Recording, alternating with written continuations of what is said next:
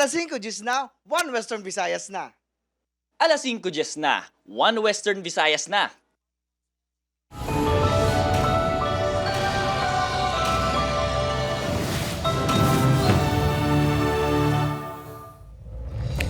Mga balita nga atong tutukan, subong nga Webes, mga PUJ driver labing apektado sa padayon nga pagsakas ang presyo sang gatong. Padayon ang ilang panawagan sang saka sa plete. Piso nga provisional fare increase sa mga PUJ, ipatuman sang LTFRB kung makalabot na sa 60 pesos per liter ang presyo sang gatong. Bangkay sang wala pa makilala nga lalaki na sapuan sa kilid sang dalan sa barangay Pahanukoy, Bacolod City. Mag-Iloy, patay sang nakuryente sa talamnan sang talong sa Patnungon, Antique. 23 kabalay sa Barangay 2, Bacolod City na sunog. Ginturaan sang kalayo, ginaimbestigaran pa. Kag pila ka mga Ilonggo may magkatuhay ng opinyon sa impeachment complaints bato kay Vice President Sara Duterte.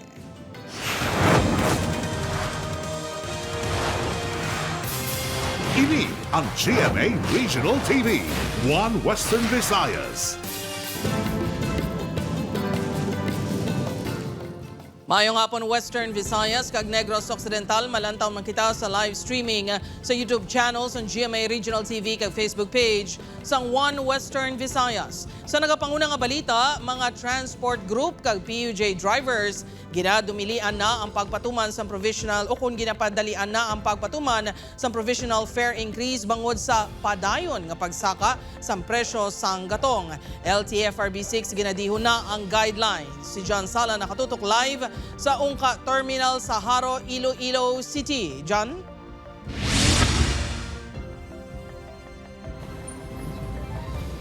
Jared, suno kay PBBM kag sa LTFRB Central Office kung maglabot na sa 60 pesos sa kada litro sang diesel, magapatuman na sang provisional fare increase nga piso. Bagay na ginahulat-hulat na sa karon sang mga jeepney driver bangod sa padayon nga pagsaka sang presyo sang gatong.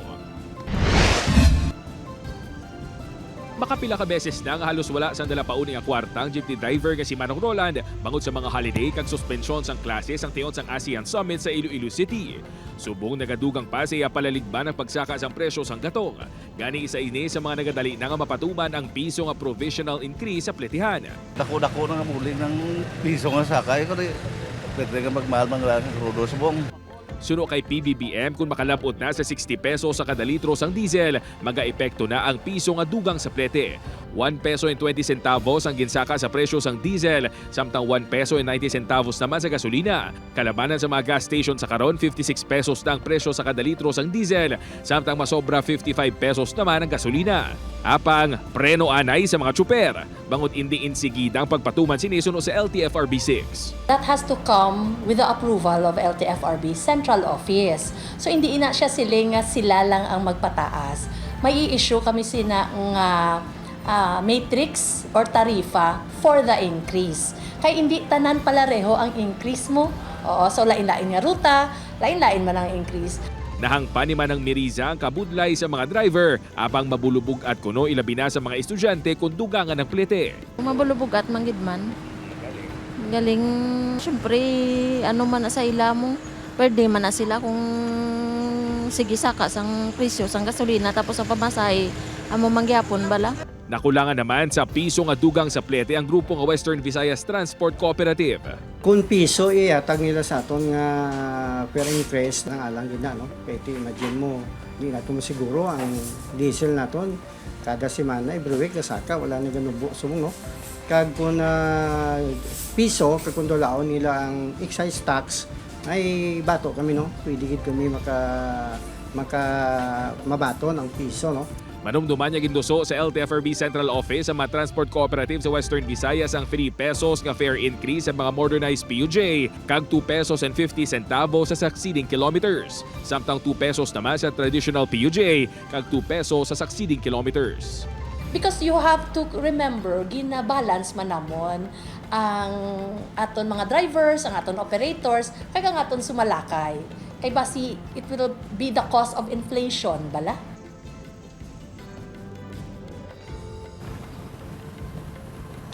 Jert, magluwas sa pagdugang sa plete, isa man sa mga nakitaan nga bulig sang LTFRB para sa mga apektado nga PUV drivers amo ang fuel subsidy. Gani sa karon ng LTFRB 6 ginahikot na ang mga rekisito sa agud mahatagan sang bulig ang mga qualified PUV drivers. Jert? Madamo gid nga salamat sa update. Kapuso John Sala. Para sa dugang ang mga balita sa Negros kag Panay mangin kaupod ta si Adrian Prietos. Adrian? Yes, Gert, mga kapuso, madamo gid nga salamat. Bangkay isang lalaki na sapuan sa kilis ng dalan sa barangay Pahanukoy, Bacolod City. Sa Iling Pedraso, nakatutok. Mahamo kuno ang katulugon nga alias boy sang hinali nakabati sila sang singgitan kay inasang kagahon. Nagwam lang kami, mga 5:30. Oo kikibot kami, sipawtawgon ko lang nga muna, may patay sa bangan nyo, kwan, riyate. Sa atubang mismo sang ilagate na sapuan ang bangkay sang wala pa makilalaan nga lalaki sa barangay Pahanukoy, Bacolod City. Wala sang pang-ibabaw nga panapton ang lalaki kag may mga pila sa ulo kag paa. Hindi pa maistablisyar kundi inhalin ang mga pila sa iyalawas. That is already subject to the SOCO report. Age niya, based sa pag-assess ng aton investigador, around 30 to 40 years old ni siya. Wala sing mga tattoo or identifying marks sa iya. Wala sang nakakilala sa biktima sa lugar. Nibili lang ko rin kasi temprano, way pa man ata. Pinulam lang itong paa kagang likod, may mga lagog. Nakilala sa mga taga-dre. Ginahulat sa kapulisan nga may mag-claim sa bangkay sa punerarya. Wala pa sa may ginasundan nga motibo sa krimen ang kapulisan. Ginapadaluman pa naton niyang investigasyon para mahibaluan naton kung ano gid bala ang natabo. Kung nagkadto siya na didto, may upod bala siya o kung ginbilin lang na siya didto. Nagapanawagan ang otoridad sa may mga himata nga nadula nga magpadulong sa police station. Upod kay Reynald Castillo, Eileen Pedraso. 1 Western Visayas.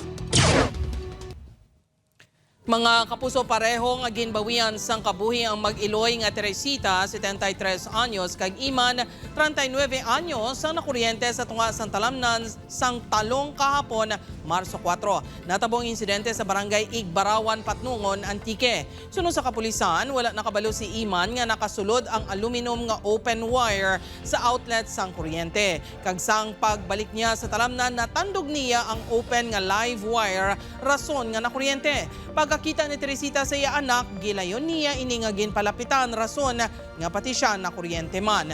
Ginagamit sang pamilya ang kuryente sa pagpaandar sang electric water pump nga nagaserbe pang bunyag sang tubig sa ila tanong. Ang wire ga-cross na siya, ga-cross sa talamnan. Tubig saksak yan gamit duplex wire. Siguro pag saksak ito sa plug, natuon ang aluminum nga part sa wire nga open siya mo, aluminum. Tuon siya sa live. Ito siguro kag nanguyatan niya to. Nagamotong cause nga nakurinti siya. 23 kabalay na sunog sa barangay 2, Bacolod City kay inasang udto. Nakatutok kay Eileen Pedraso. Maloy ka mo samon! Bumbero! Nagasinggitan samtang nagadalagan pagwa sa dala ng ining mga residente samtang ginalamon sa kalayo ang ilang mga balay sa barangay 2, Bacolod City. Sa isa pa ka video, makita nga pisar nagabot na ang mga bumbero.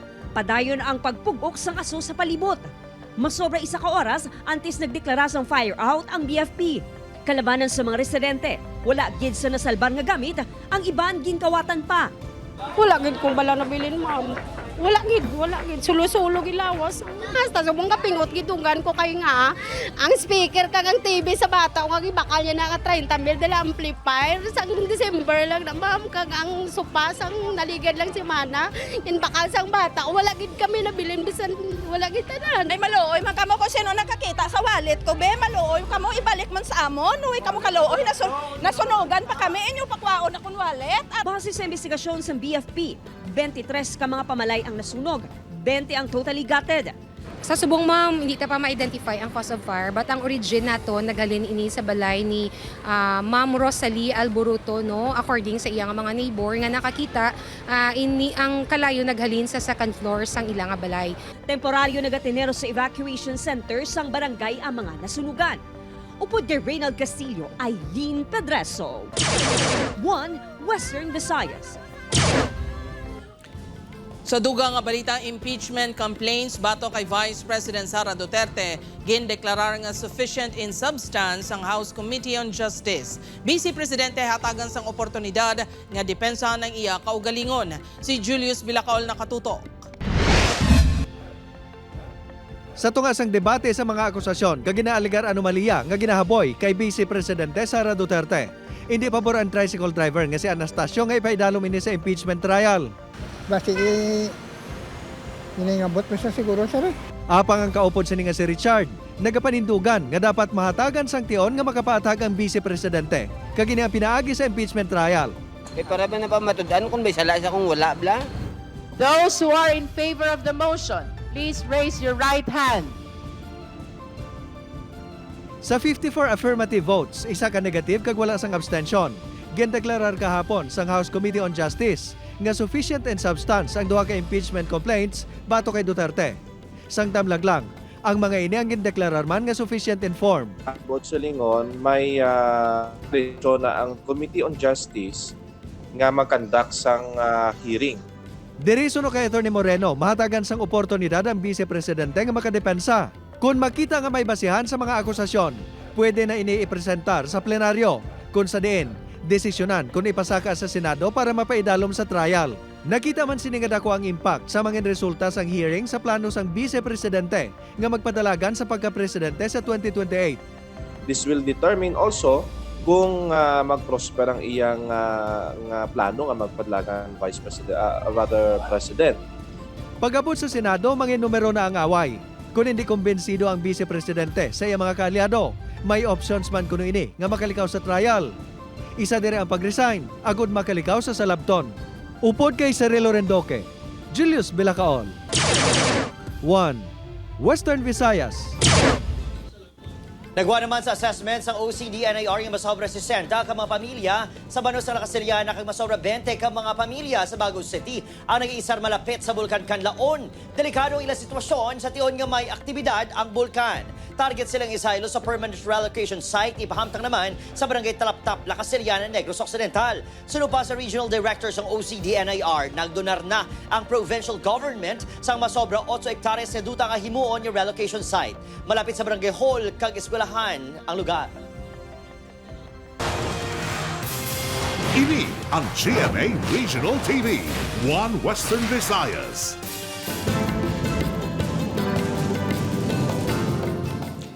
Mga kapuso, Iloilo City Government amat-amat na nga naga-implementar sa mga tikang agod makakino sa gasto sa kuryente. 4-day work week ginatunan. Si Julius Bilacaol nakatutok. Sa krisis nga nagaluntan subong sa Middle East, isa sa mga ginalantaw nga maapektuhan mo ang power sector. Sa ginapaabot nga pagsaka sang presyo sang gatong, amuman ang pagsaka sang presyo sang kuryente. Sa Iloilo City Hall, amat-amat na nga ginapatuman ang pagkinot sa paggamit sang kuryente. Dala na diri ang mga talatapan sa idalom sa city government kag mga eskwelahan. Ang mga use of LED lamps sa aton mga offices, ang non-break less ang ginapapatay tagit pa lang mga computer monitors. Isa sa mga ginatunan subong sa Malacañang amo ang pagpatuman sang 4-day work week. Inang kabahin man sa mga rekomendasyon nga himuon ni Ravena sa nagakaigo nga mga departamento sang gobyerno. Apang ang ialuyag matabo, 4 ka adlaw nga regular hours sa opisina, kag ang Biyernes, work from home setup. Tigaylo nga magdugang lang sang oras sa sulod sang 4 ka adlaw. There was this 4-day work week in design nga nag-a-add ka 2 hours I think sa Monday to Thursday. However, you will be using the office also earlier and you will be using the office later. Sa iya proposal, kumpiyansa si Ravena nga magkakinot gid sa paggamit sang kuryente ang city government. Apang may skeletal force man sa gihapon sa mga empleyado nga magabalik sa Biyernes para magatubang sa mga may transaksyon. Sa bihag nga bahin natala na naman nga magsapol ang mga opisyal sang Iloilo Provincial Government Boss para istoryahan ang mga tikang kung paano pagid makakinot sa paggamit sang kuryente sa Kapitolyo. Antes pa man ng krisis sa Middle East, may ginapatuman na nga mga pagsulundan ng provincial government para makakinot sa ginagamit nga kuryente. Upod kay Cirilo Rendoque, Julius Bilacaol. 1. Western Visayas. Mga puso sa Bacolod City, vendor sa likod sa Bacolod City Government Center na talana nga pahalinon sa LGU. Yaring balita nga ito, gintutugan. Sa sulod sang napulo ka tuig, ginbuhi isang ining vendors ang ilang pamilya pinagi sa pagbaligya sa palibot sa Bacolod City Government Center. Apang ginatagan na lang sila sang tubtob subong adlaw para makapanghimos kag magbiya na sa lugar. No, ang manugbalot, ang manugbalon, ang mga ukay-ukay, tanan sila dirigin meeting na for almost more than 50 ka persons na di sila. Ang gabaligya sa mga pagkaon, ari gid sa NGC. Ito mo isa gina-reklamo sang tag-iya sa sing lupa. Ginpapanaugan sa notice to vacate ang vendors sa Pebrero 20 apang bangod sa Ilahingyo, ginatagan sila sa extension. Bisa nagalain ng buot, magkakooperar man ko ng vendor niya si Jingjing. Kaya mo na, kunin nga pangitanan lang gid mo. Kasi nagalap, lang pang nabata. Isubong kayo ng utang ko kapital, mo naginegosyo ko para sa kabataan. Ganong matabo ni sa ila kung kakson ka mo di? Wala gid hindi napakapaskila sa kabataan ko. Nagakabala ka naman ng pila ka mga manugbaligya kung din pwede nga makasaylo. Tato, di mo, tag 15 lang yung kape. 20 lang ang may mga gatas na yan, oh. Sudan mo yan? Sudan na barato lang, tag 45. May harap ng 30, may 25. Ay man, wala ka mo arkila. Oo. Pero kung may arkila ka mo. Hindi na kami nakabaligya sa nga muna yung presyo yan. Nadismaya sa tikang sa LGU ang pila ka masuki isang vendors. Kaping pagit summer, nasa bungbod line, nagid kong magwa ito makabarato kami sa baligya din nila. Nagpasalig ang LGU nga pangitaan sa masayluhan ng vendors. Adrian Pretos, 1 Western Visayas. High school student kagabihan sinidakop sa drug bypass operation sa Lambunaw, Iloilo.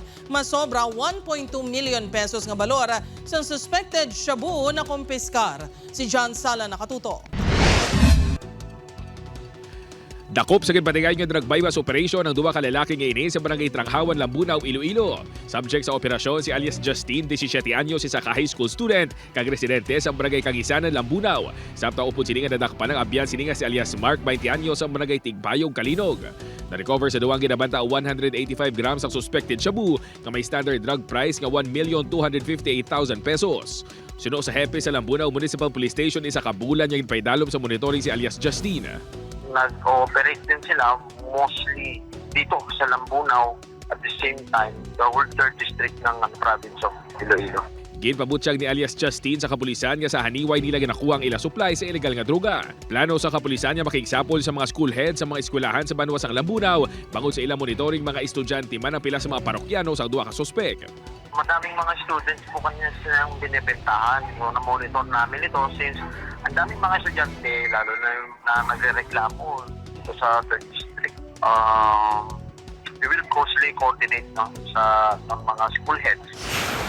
Samtang nakumpiskar naman sa Iloilo City Drug Enforcement Unit ang 952,000 pesos nga balor sa ginapatian shabu gikan sa 6 ka mga persona sa drug bypass operation sa Zone 6 Barangay Bacau, Mandurriao kahapon. Ginkilalang mga nadakpan kay alias Louie, alias Joylene, alias Cindy, alias Noy, alias Joe kag alias Oka. Lunsay mga residente sa nasambit nga lugar ang mga nadakpan. Binula na ginamonitor ang anom matapos yung makabaton sang report sa kapulisan gikan sa mga concerned citizen. Upod kay Hasti Sherto, John Sala, 1 Western Visayas. Duha ka persona patay, 3 ka iban papilason sa separado ang aksidente sa Bacolod City kag Banwas ang Pontevedra. Yaring balita nga itong gintutukan. Ginbawian sa kabuhi ang isa ka rider samtang pilason ang 3 pa ka mga persona matapos nagbunggo ang iyang motorsiklo sa isa pa ka motorsiklo. Natabo ang aksidente sa barangay Pahanukoy. Ginkilalang napatay kay J. Dimson, 31 anyos. Pilason ang angkas sini nga si Lowell Vela, 42 anyos. Pilason ang rider sa isa pa ka motorsiklo nga si Acer Ardiente kag angkas sini nga si Jo Marie Ladonce, 45 anyos. Santo, sa investigasyon sa kapulisan, nag-counterflow ang motorsiklo ni Ardiente rason nga nakabunggo sa motorsiklo ni Dimson. Nag-hit on sila duwa during the collision. No? So as a result, ang duwa ka mga motorsiklo nga gingamit sa aksidente para sa custody sa station na number 8. Patay ang 88 anyos na lalaki matapos mabungguan sang pick-up sa highway sa barangay Recreo, Pontevedra, Lunes ang gabi. Sakay sa tricycad ang biktima nga ginagamit sini sa pagpangkuha sa scrap. Posible wala man deparahan sa driver nga taga Kabangkalan City ang tricycad. Medyo mahaba kasi yung linya dito na daanan na 4 lanes. Yung mga drivers dito, sobrang bilis na magpatakbo. laging isa lang alam na may mga pamilya na naghihintay sa atin. May mga matilim na areas. Nagsungga sa kapulisan ng driver. Wala na giningadlan sa kapulisan ang may bulbado sa aksidente matapos nag-areglohanay ang magtimbang nga bahin. Adrian Bretos, 1 Western Visayas. 17 anyos nga babae na salbar sa pumuluyo sa barangay MVH Nova Leganes matapos ginapatian jutayan lang malumos. Si Julius Bilacaol nakatutok. Ginbululigan sa mga pumuluyo sa barangay MVH Nova Leganes nga madala sa ospital ining babae. Ini ang ginkilala kay Elias Inday, 17 anyos, kag nakitaan sang pumuluyo sa hunasan sa barangay. Mga alas 6 kagabi nakitaan pa sang pila ka tawo ang babae nga yara sa hunasan. Daw nagapangasubo kuno ini. Pila ka minuto sa nagligad ini nadula na, pero nabilin sa lugar ang pila niya ka personal nga kagamitan. Bangod sini nagpangayo sang bulig sa kapulisan kag sa responders sa barangay. Apang wala gid nakita ng babae. Tubtob sa mga tak na alas 11. May nabatian ang pila ka pumuluyo nga may nagaubo sa hunasan. Kaya lang do ka palutaw-lutaw. Mana siya pa gano'n naman na nawag kami sa blokaon dito, tawag naman day kap. Base sa ID sining ayara sa paginakop sang kapulisan, ang babae ang tumandok sang banwa sa Saraga, apang nagapuyo subong sa barangay Gihaman, Leganes.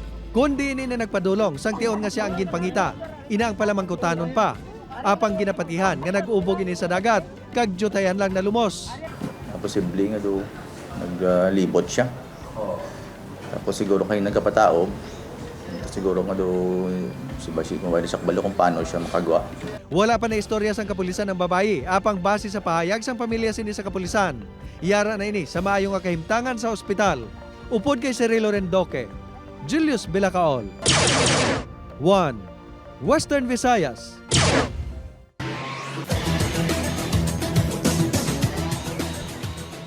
Mga puso, sa nagapadayon yung Negros Island Region Athletic Association Meet 2026, nagapangunag gihapon sa rankings ang Bacolod City Schools Division Office nga may 81 gold, 43 silver, kag 39 kag bronze medals. Ginasunan ini sa province of Negros Occidental nga may 41 ka gold, 70 silver, kag 42 ka bronze medals ukon. Kabugusan nga 153 ka medalya. May 37 ka medalya naman ang Schools Division of Negros Oriental. 36 ka medalya ang nakuha sa Division of Bayawan. Samtang ang Schools Division of Cabangcalan City may 32 ka medalya.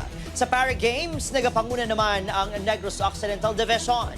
Sa latest unofficial results gikan sa SDO Bacolod City, 101 na ang gold medals sa Bacolod City. Ini ang GMA Regional TV, 1 Western Visayas. Mga kapuso, 34 ka police personnel nga wala nagpaidalom sa mandatory drug test kahapon sa Iloilo City Police Office. Ginpangayuan sang paathag. Si John Sala nakatutok. Ginpatawag kagid pangayuan sang patag ni Iloilo City Police Office Director Colonel Wilbert Padilla ang 34 ka mga police personnel nga assigned sa mga police station sa Iloilo City nga wala nagpa-drug test. 299 ang nakaschedule nga magpaidalom sa mandatory drug test, apang 265 lang ang natigayon. Ginatagad man sang tubtob kahapon lang adlaw ang mga ini agud magpaatag. An administrative case will be sanctioned sa mag-alibay lang. Makita natin na hindi reasonable yung binibigay nila na reason. Lakip sa mga rason suno kay Padilla ang makonsiderar sang ICPO ang pag-attend sa hearing sang kaso kag medical condition o kon emergency. Isa sa mga nagpaidalom sa drug test ang spokesperson sang ICPO nga si Major Sheila May Sangrines. Suno sa iya importante ang pagpaidalom sa drug test kakabahin sang internal cleansing efforts ang PNP. Para masiguro nga ti wala gid sa may nagagamit sa aton hanay. Amo ni ang gina-expectar ta sa community, sa mga pumuluyo, kag kita mismo nga nagapatuman kag naga-expectar sina sa mga pumuluyo or sa komunidad, dapat magapanguna man nga wala gid kita sa kung ano pa man nga kaangtanan sa illegal na droga. Suno kay Padilla, makabi nga makaduluda kung hindi magpaidalom sa drug test ang isa ka police personnel, ilabi na kung wala inisang balido nga rason. So it will give a negative impression kung ikaw mismo magre-refuse ka so pag-undergo ng drug test, yung isang police na mag-refuse, no valid reason.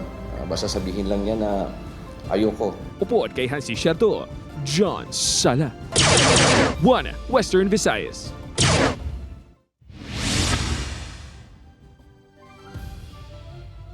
Mga kapuso, may suspect na nga natumod ang Provincial Special Investigation Team sa pagpatay sa punong barangay sang Hinat-an, San Joaquin nga si Richard Sapalos ang nagligad nga si Mana. Wala naghatag sa detalye sa background ng suspect ang kapulisan. Apang sunod sa investigation team, nagasentro sa trabaho sang biktima kag sa personal nga hiligutanon ang ila investigasyon. Ginmando naman ni IPPO Director Colonel Bayani Razalan ang madasig investigasyon sa krimen. Apang ginapasiguro nga mangin mabakod ang ipasaka nga reklamo sa piskalya subong nga hapon. Dalaki naman nga ginapatihan involvado sa pagpangawat kag pagpang-hold up sa Bacolod City nakuhaan sa mga pusil sa giserbihan sa warrant of arrest. Sa Eileen Pedreso nakatutok. Sa sulod mismo sang iabalay sa Barangay 23, Bacolod City, ginaresto sang kapulisan si Elias Marlon, 41 anyos. Ginserbihan ng suspect sa search warrant bangod sa ginapahayag paghupot sang iligal nga mga armas luthang. Dili si Elias Marlon na monitor sa panagahupot sa iligal nga mga armas. Also nakuha man siya ang gun replica. Pero kung nataon ang gun replica sa una mo paglantaw or kung sibilya na maglantaw nga wala kakilala sa armas, dito totoo yun. Na-recover sa operasyon ang sulpak, caliber .38 revolver, mga bala, kag 3 ka replika sang pusil. Sunod sa kapulisan, magluwas sa paghupot ng iligal nga armas. Ibulbado man ang suspect sa pila ka kaso sang pagpang-hold up sa syudad. May mga daan man niini nga kaso sang pagpangawat. Sunod sa punong barangay, may mga kaso sang pagpangawat sa ila lugar. Apang hindi pa makumpirma kung ibulbado diri ang suspect. Sa Dre, sa amon sa barangay, problema gid sa amon. Kaya Dre siya nag-stay sa barangay pero hindi na sila bona fide residents Dre. May mga neighbor de pangkawatan sa mga manok, pangkawatan mountain bike. Nagapangatubang ang suspect sa reklamo sa paglapas ng RA 1051 o kung illegal possession of firearms and ammunitions. Upod kay Reynald Castillo, Eileen Pedreso, 1 Western Visayas.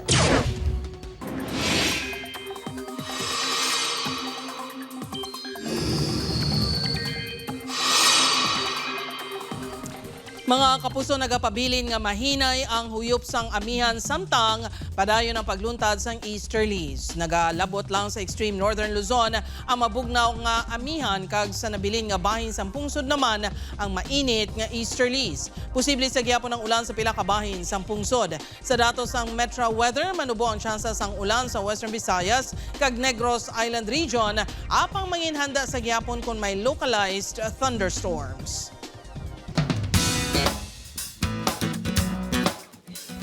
Mga puso, yari na dapat bantayan sa Encantadia Chronicles Sangre. Sa plano nga pagsalbar kay Terra, mag-aisa bala sa desisyon ang tanan nga mga sangre, sino ang magapamatok diri. Bantayan ina 8:05 p.m. sa atong GMA Prime pagkatapos sa 24 oras. Samtang bangod mas nagabaskog ng puwersa sa mga sindikato, magapreparar na si Joey kag Andrew. Ano ba lang ila tulpangon nga mga pagtilaw sa ila training? Bantayan ina sa Never Say Die 8:55 sa GMA Prime.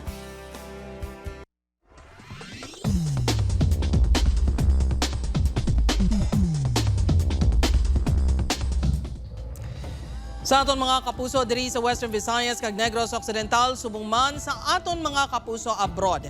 Madamo gid nga salamat sa pagtutok. Mag-isa kita kag hibalon ang mga balita tungod local news matters. Ako si Gertrude Charlatan, ini ang One Western Visayas, bugos nga puwersa para sa mas dako nga misyon kag mas masangkad nga pagserbisyo sa pungsod.